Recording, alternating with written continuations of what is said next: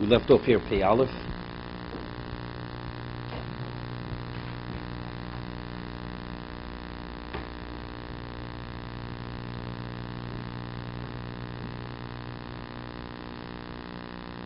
It's 2 lines before the lines get wider on Pei Aleph.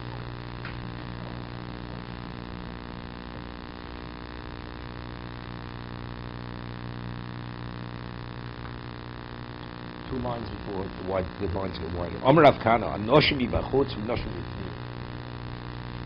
You have an inner room and you have an outer room. The inner room, okay, has women. The outer room has men. And there's no exit to exit from the inner room unless you pass through the outer room.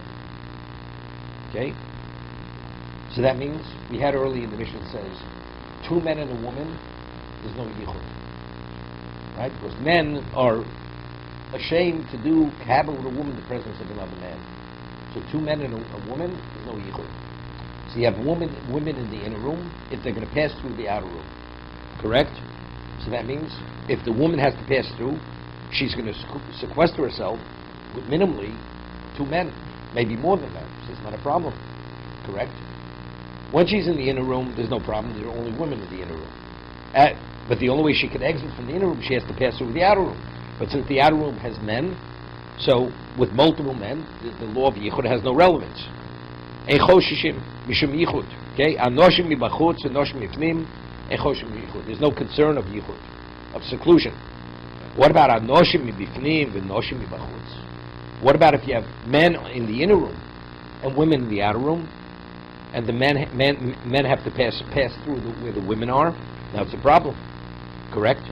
Because we say that a man with 2 women, or even 3 women, so we show him how many women, there's yichud. Because since Noshim died in Kalos, there's a problem, something may happen. So Choshim Mishum Yichud. Then there's a concern of yichud. We're not talking about you have 100 women in the outer room. The Mastisa Ton Ibcha, we learned in the Brisa to the contrary, just the opposite. When you have men in the inner room and women in the outer room, then it's a problem. Vice versa, it's not. We'll see Rashi in a minute. Omer Abaye Hashdo. So Rav Kana said differently than we find in the Brisa. Hashdo Rav Kana Hochi B'Torah Mastisa Nivcho. Now that we find Rav Kana said one thing, and the Brisa is contrary to what Rav Kana said, Ana Nabed L'Chumrah. So therefore we act stringently, whether the men are in the inner room or the outer. Either way, it's a problem. If there's any way, because we'll see, because there's a chance that let's say you have men in the outer room, that one of the men could go back to the inner room, let's say they're sleeping, and the men don't realize, and he sneaks into the inner room where the women are. So he could go back. So therefore, it's a problem. Good.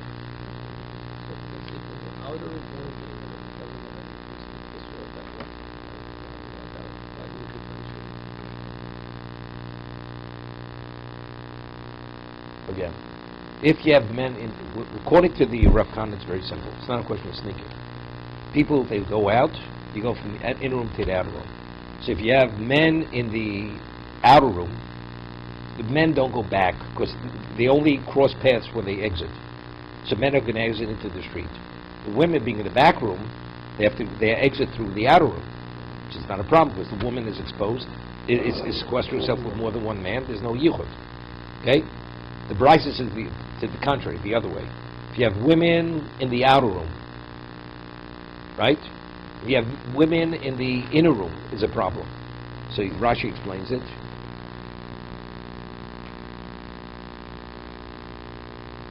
Ibcham. Anoshim bachutz. Women or men in the outer room. Noshim b'bifnim choshim. Shemi yikosneis echod b'bifnim. We're concerned one of the men may go into the inner room, and his fellows will not realize that he went. Anoshim, right? What about Anoshim b'fnim and Anoshim b'chutz? If you have men in the inner room, we're not concerned that she may go, right? And even if she does go, Isha Mesichedes im Shnei Anoshim, v'mechon yotzil ben Anoshim, ein ze yichud mistafi shema yetze. Wait a second. V'mechod mehen yetze lebin Anoshim. So So let's say the other way. There's the brisa. One of the men will go into the outer room. He says, ain't that not the mistafi shemi yetzi echel mi'anachavir? What happens? He goes, and after he goes, one of his fellows, he doesn't realize is going to follow behind him. So he's going to get caught. Therefore, he's not going to attempt to do anything. So even though the other fellow hasn't yet come, it's the equivalent of what? Of him coming. This is like Pesach Pesach Rosh Hashanah. A person is not going to consider cohabiting with a woman if somebody may walk in the middle. Right? That's what we said. If you have the doors open to a public area, or somebody could walk in, or according to our emotion, we said somebody may knock on the door, and you'll be caught. A person is not considered doing something. It's the same thing.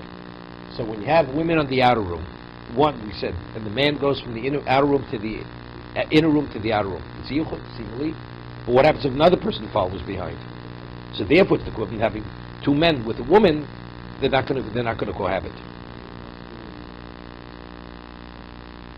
Somebody's well. That's enough. Knowing that's enough of a deterrent. Therefore, he won't consider doing anything.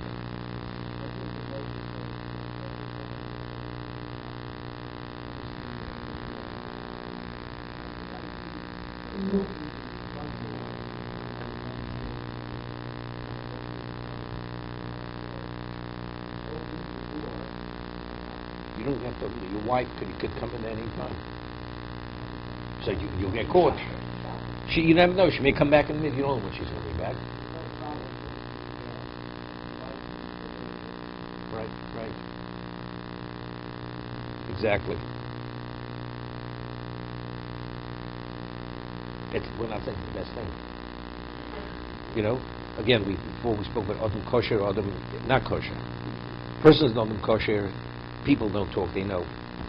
Person, in this area has no scruples. And the person himself knows he can't even trust himself. No, it's not a good idea. It's not a good idea. L'aloch decided, we had before, if Pesach Pesach Rosh Hashanah, there's no yichud. Right? If the door is open or if the door is unlocked. What about if family members have keys to the door? Well, multiple people have keys to the door. And anybody could come in at any time. It's not a problem. It's not yichud. Even if the door is locked. Because you never know. Somebody could walk in, unannounced. As a result of that, the person is not considered doing anything. Based on Moshe, about knocking on the door, that's enough. Because right away people inquire. So let's say you're in the doorman building. Nobody can knock on your door. But factually, if somebody comes, they call upstairs and they say somebody's here. It's a disruption, right? People, whether you admit it or not admit it, it's already a question. People ask, well, why don't you admit it? The word is somebody came, he wasn't admitted. Why? So again, nobody wants to be questioned when it comes to this area if he's going to do something wrong. So that itself is enough of a deterrent that he's not going to do it. Therefore, would not be considered yichud.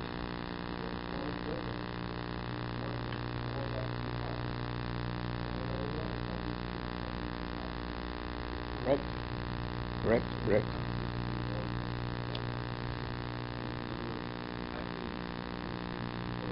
Now that Rav Kana no, it doesn't say that. Rav Kana, no, it says, the Gemara says, Abayi, since Rav Kana said one way and the verse says differently, therefore we take on the chumrah of both of them.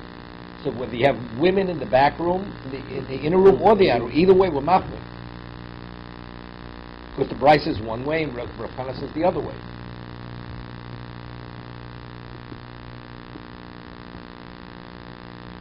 Now, Rav Moshe has a tshuva, very interesting, about mechitza. There's a response about mechitza. How wide does a mechitza have to be? Now, what exactly is the purpose of mechitza when you have men and women? To separate between the two of them.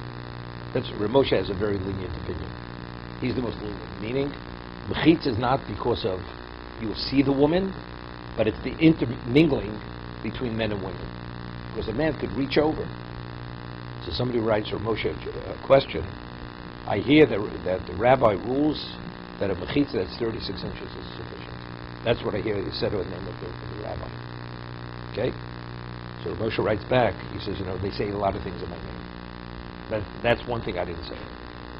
And he goes to explain what exactly is the purpose of a mechitza in a shul. He writes, he cites the Gemara in Sukkah. The Gemara says that initially when they had the simple space of Shoeva, Sukkahs, they had men and women, there was intermingling, created problems. This is the Beis HaMikdash. Created problems, so they built an elevated platform. The women were elevated, and the men were on the ground level.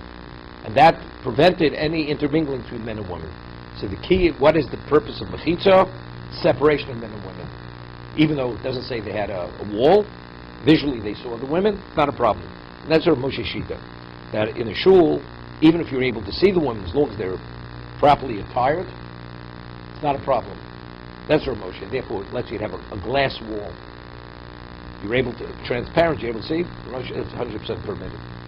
Because the emphasis of Mechitza is separation of men and women. So he says, so how high does a Mechitza have to be? Because it has to be 5 feet. Even though Mechitza, Hilchus Mechitza separating between, let's say, Shabbos and Mechitza is what? Is 10 tefachim. 10 tefachim is 40 inches. But for this purpose, it's not enough. Because he says, based on the height of a person, if you could reach over, let's say a person stands in a Mechitza, and let's say it would be 40 inches. You could easily reach over, engage with a woman on the other side. It has to be minimally shoulder height of a shoulder. So based on the height of people, if it's what, people are so tall, whatever it is, 5 feet is the minimal height of a mechitza. That's Rav Moshe. So you should not be able to reach over. Right? That's the key. I'm not getting into the application. I'm mentioning this for the Gemara. So what did they do? Abayi dire goofy. Abayi, to separate between men and women, if he would put make a row of earthenware vessels, so if anybody would cross the line and they were very closely placed, they actually would bang into one another.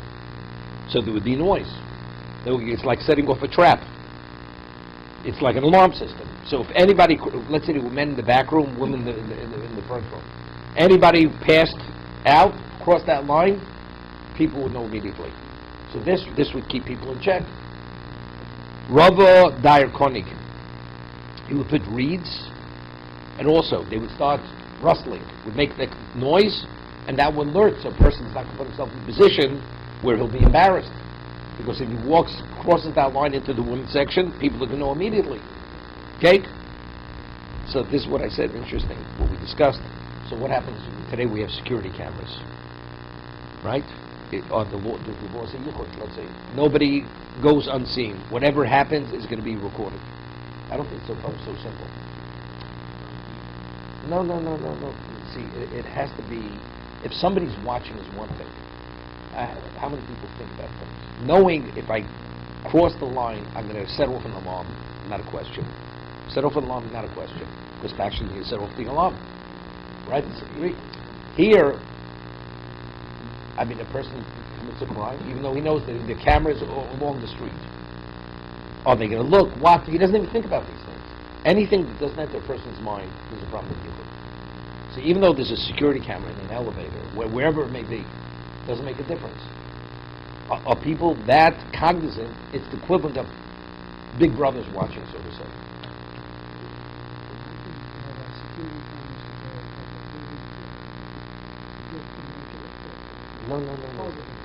No question. But the question is, the concept of yichud means you have to be conscious at the moment that somebody's watching, or you'll be caught in the act, so to say.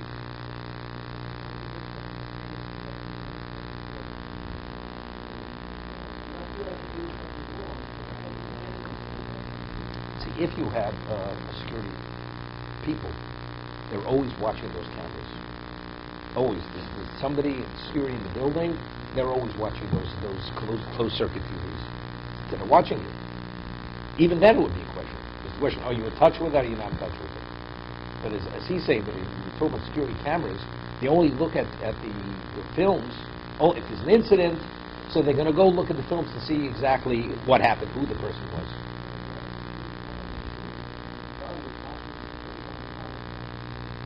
That's nothing to do with the Yichud now. There's nothing to do with the Yichud. The state of mind of the person. The state of mind of the person.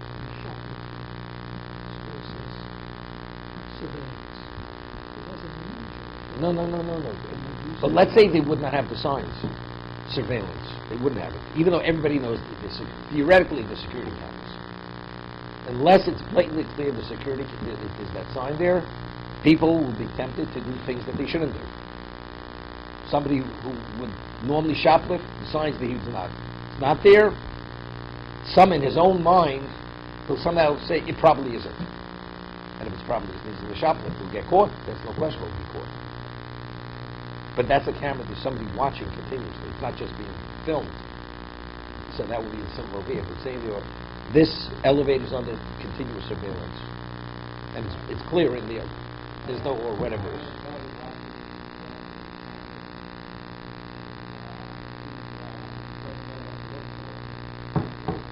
Okay. Nobody's going to cohabit in the presence of somebody watching and cohabit. You understand? Omer Ovin. Sakvo de shato riglo. In the regular, Yom Tov, Sukkot, Hanukkah, Pesach, people would get together. There's a lot of socialization. Men, women, right? Or let's say you come to listen to a shiur, there was a lecture, men, women coming, and there was intermingling. So Sakvo de shato riglo. How does he explain Sakvo? Ru'ah. Yeah. I mean, he said, like a weakness of the community was shown, was displayed during the regular. Ru'ah means the weakness. Okay? Regular. Okay?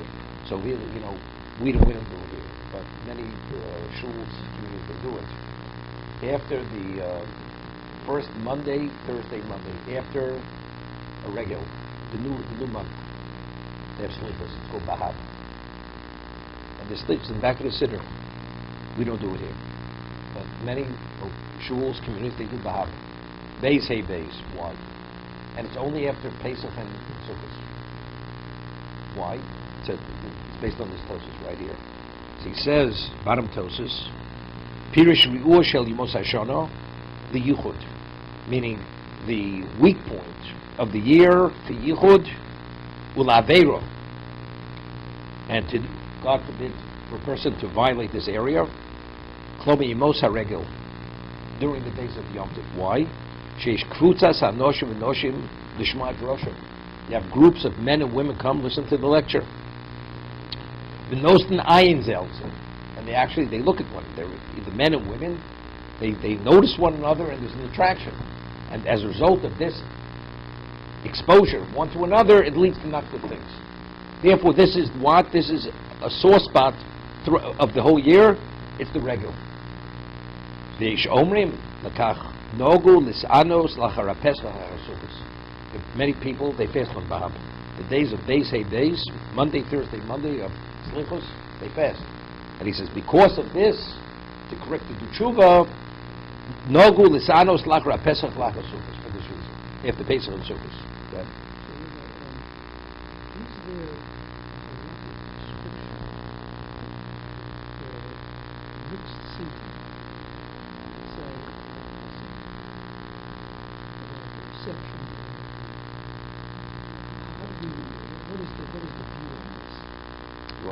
Okay. Okay. I know when I go to American weddings, everything is separate, even the reception. If you go to a wedding in Israel where they wear big kippos surgot, the big, also separate. Men and women are not sitting together. Even though they don't call those people Haredi, right? Also, they don't sit together. Okay. There is Haredi, there is that, and there's people who are less than that. So you're talking about the less than the center. Okay? In the United States at one time, let's say the 50s, everything was mixed. Men and women. Let's say a dinner, I'm not talking about a wedding. Why? So the reason was, I'm not talking about the Hasidic circles, it was different. Hasidic circles, not only is it separate, they're in separate rooms. The men are in one room, men are in another room. That's the degree of separation. Because the society was a much more conservative society. People were much more careful regarding their morality, regarding their dress, many things. So the intermingling was a different type of intermingling. It didn't have this sexual connotation, the socialization between people, was unheard of in those years. Even a person, la halacha, we're discussing, yichud, and a person would kiss his aunt. Issa d'oraisa. Issa d'oraisa is not permitted. You're not permitted. She's forbidden. But in many circles, whatever it is, they did it. Even observant people did it. It's wrong. 100% against the halacha. But it went. That was the extent. But another person's wife, or a person wasn't related to you, at that level of right, it was unheard of. Even in regular Jewish society, it was unheard of. Unless the person was totally secularized. But even in secular society, at most, a handshake.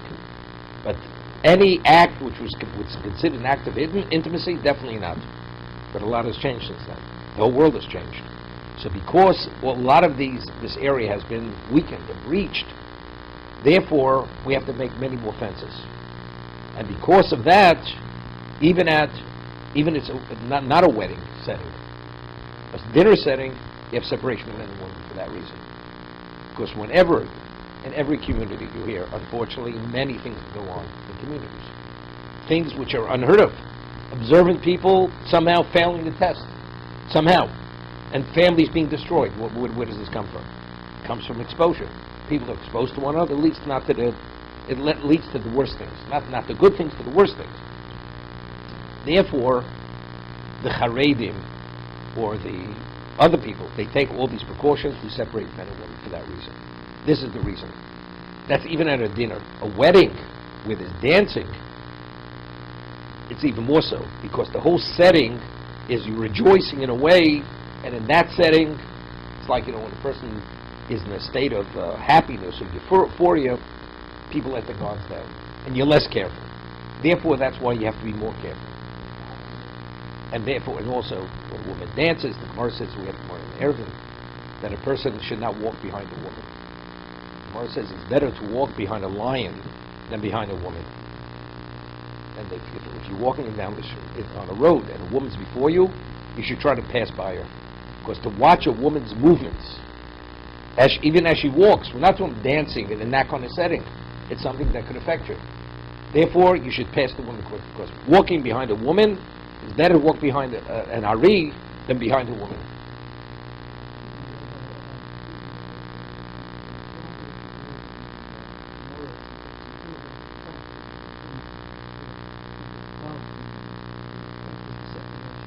So physical contact was impossible.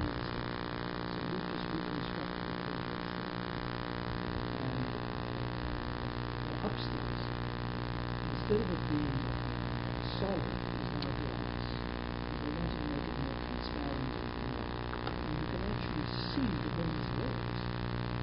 And if they're not dressed properly. And it's actually a breach of modesty, because when you have a skirt above the man is now 50 feet below, is looking like this. This is an issue. You know what they do? The way they could reconcile, the way they do it in, let's say, even in the most Haredi, they have a glass which reflects light, so from the women's side in, looking out, it's totally transparent.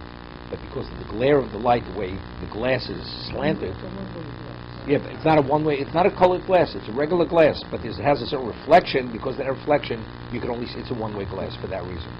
That's what they should do. The women, they feel totally part of the service, but for the men, they see nothing. So there, the elevation wasn't. You're right, 100%, 100%. I mean, even Rav Moshe says this idea of elevation is only when women are properly attired. If women are not properly attired and the men are able visually to see, it's the problem. The Gemara says in Brochos, so bashoshis is aloha, you're not permitted to daven or learn Torah within the proximity of excrement. So let's say it's in a transparent vessel. It's not a problem. Because Torah says, it's covered. It's in a vessel, it's covered. Visually you can see it's not a problem. What about Erev Bashoshis? A woman is clothed, and she's wearing clothing which are very transparent. And you can see her flesh through the material, through the fabric. It's a problem. But she's covered, it's enough, because there it says, It's lo roy it's a question of seeing, visually seeing. Visually you see it's a problem. So this is the issue over here. Yeah, and what? I'm not whatever. It was known, you know, in the old time shuls, let's say on the Lower East Side they have a balcony. There's a shul called the Bialystoker shul. So they have a balcony, and they have a railing. The bottom is built up, and they have a curtain which you move back and forth to women. Back and forth. And usually during the service, it's closed, the curtain. There's certain times, like an ofruf, or the rabbi speaks, they usually open it. But there, only the women could see the rabbi speaking downstairs. So that's when they move the but usually it's closed. But in the Yeki Shul, when it was built up in Washington Heights, where Rabbi Goya came from Germany, and there's a Yeki Shul in Baltimore, which was modeled, because Rabbi Schwab was the first rabbi of that shul when it was built, was modeled after the Washington Heights Shul. The woman's balcony, it has railings. It says vertical bars, so it doesn't go down. It's not built up, so you could actually see the woman's legs. And people took issue with that, even though women were dressed modestly when this happened. The women who come to that kind of shul are dressed modestly, but still, if you could see a woman's legs, even though it's not a question of halacha where it's at, it's just not appropriate. So they have other people took issue, and they made sure that the lower part was built up. No, even if you could see the woman, it's only the upper part of the woman. That's what they did.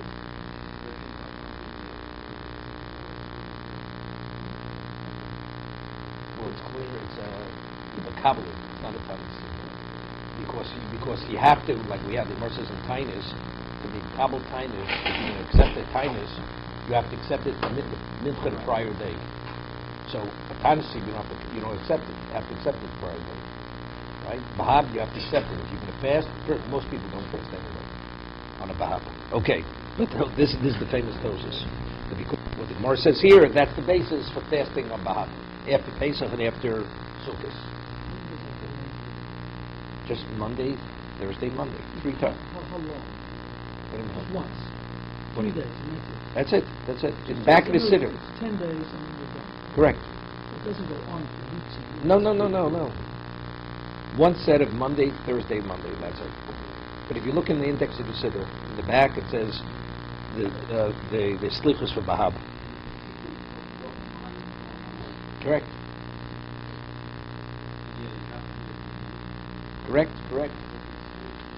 Fact you can't change. It's just a fact of life, right? Because the famous, I always say, mention Rameir says, what's the difference between Shabbos and Yom Tov? Shabbos is what he says is bein odom lamokum. You're not permitted to carry, you're not permitted to cook. All the hospitality, hosting one another, the socialization, doesn't exist on Shabbos because there's so many restrictions. Yom Tov, you're permitted to carry, permitted to cook, permitted to bake, you send gifts, people invite one another over. It's a whole different setting. So the whole concept of Yom Tov is really to intermingle. But even the intermingle, you have to be very careful. So it's inevitable. Unless you're careful, it's inevitable. It's interesting. One goes to Tashlich on Rosh Hashanah. So most very Haredi communities, unless it's Hasidish, they do not go to Tashlich on Rosh Hashanah. Because when you go to Tashlich, it's a family event. Men, women, everybody goes to Tashlich. Firstly, Rosh Hashanah, you have to be careful even what you speak about. It's a serious day. What do you think everybody's talking about on the way to Tashlich and away from Tashlich? But it's type of subject matter which is inappropriate for Rosh Hashanah. So therefore, they don't go on Rosh Hashanah, they'll go during our session in Shuvah. As long as it's before Shana Rabbah, people go to Tashlich. And what about the whole idea of intermingling of men and women? One husband speaks to another person's wife, so on Rosh Hashanah. It's not appropriate. Therefore, there's no Tashlich on Rosh Hashanah. They go to Tashlich, they do it so each person goes privately. When they find time, they go with their wives and their families. Each one goes on with their own time. They go to Tashlich again for the same reason. This sounds like, this maybe David would have said about 25 years ago. Rabbi, doesn't that seem to be extreme? It's not so extreme. It's a reality and fact of what goes on. Okay?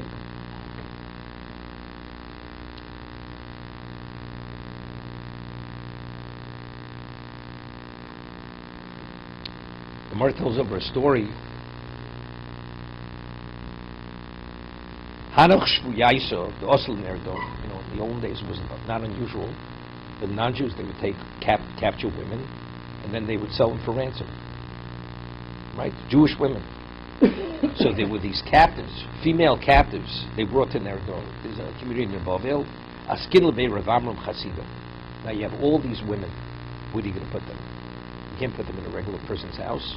So they chose the house, the home of Rav Amram Chasida. He was known as Rav Amram the Chosid. Rav Amram Chasida. Ashkulu Darga Mikamayu. So they put him in the upper story of the house. And the only way you were able to approach that, there was a ladder. So after they put the women, he took the ladder away, that nobody should be able to go up there, that they should be safe from men. Okay?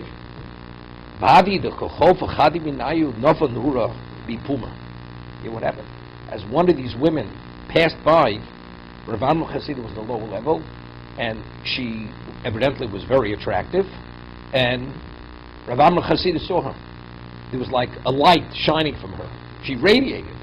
This woman radiated a level of beauty. This Rav Amram Chasida. Shakli Rav Amram Darga. Here, Rav Amram immediately took the ladder. He couldn't control himself, and he was putting the ladder up. He was going to the upper story.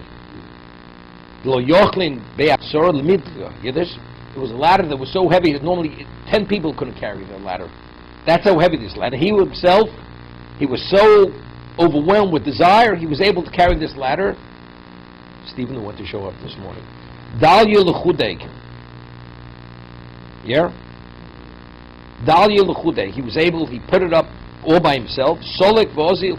And he started to climb the ladder. He was like, he couldn't control himself. He was overtaken by this. Kimota Lepalga Dalga. When he reached halfway up and he realized where he's going, it's not going to be good. Ipshich Ramakola. Yeah, where is it? Ipshich. Yeah. He went and he stood sturdily on the spot. He secured himself in the middle of the ladder not to take another step, and he raised his voice and he started to scream, fire. There's a fire in the house of Rav Amram. He started screaming, so people came running from the street, because he understood unless he does that, there's no way he's going to he has to put himself in the state to be embarrassed, otherwise he's not going to diffuse this whole situation. Okay? Nura be Amram. There's a fire in the house of Amram. Osir Rabbanon, his colleagues came running, all the Talmidei Chachamim. Omu le kasvistinon. So they said, you embarrassed us. You're a great rabbi. You act like you call it fire at a movie theater where there's no fire. What are you doing? Doesn't look good. This is the way a rabbi behaves. Omu mutab tichsu be Amram ba'alma hadein v'lo tichsu minei l'almam da'osi. This is better. The household of Amram should be disgraced in this world than disgraced in the world to come. Because God forbid, if I would have committed the act, it would have been very bad. So better we should look bad in this world rather than do that. The Chofetz Chaim always, in his work, he always speaks about persons in the setting. Everybody's gossiping, everybody's speaking what they shouldn't speak, and you remain silent. And they say, what are you, some kind of primitive person? You're not sociable, you're not this, and they look at you like there's something wrong with you.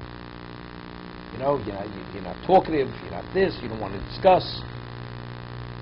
It's better, and he quotes the famous Edges, better you should be considered a fool in this world, all in this world, than for one moment be disgraced in the eyes of God. Same idea.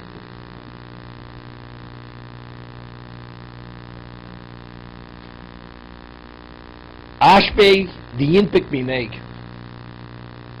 So this is the first time he's so overtaken by the Yetzer Hara. He took an oath. He says, my evil inclination has to leave me. Now, to what degree do you think a man like that, how great was his Yetzer Hara? Nafik mineg amud nura. All of a sudden, a flame of fire, a pillar of fire left his body. You understand how big his Yetzer Hara was? This is the Gemara in Sukkah. The greater a person is, he has a greater Yetzer Hara. Because unless the Yetzer Hara is in sync with your level of advancement in spirituality, there's no balance. You have no Bechira. You only have Bechira if what, you have to contend with it. Right? So therefore, when the Yetzer Hara left him, it left not as a flicker of fire, it was a pillar of fire.